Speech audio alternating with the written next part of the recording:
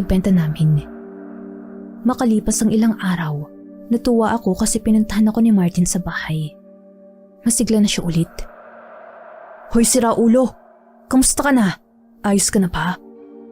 Tanong ko pa kay Martin habang nakasilip siya sa bintana namin. Ayos na ako. Gusto mo sama ka sa akin? Mamayang gabi?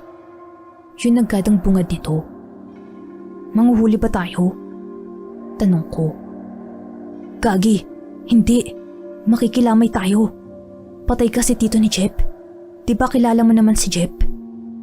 Sabi ni Martin. Oo si Jeff. Yung nalaglag sa puno ng mangga. Oo naalala ko. Bakit? Ano raw bang kinamatay? Tanong ko. Huwag ka nalang maingay ha. Pinapalabas kasi nilang na aksidente.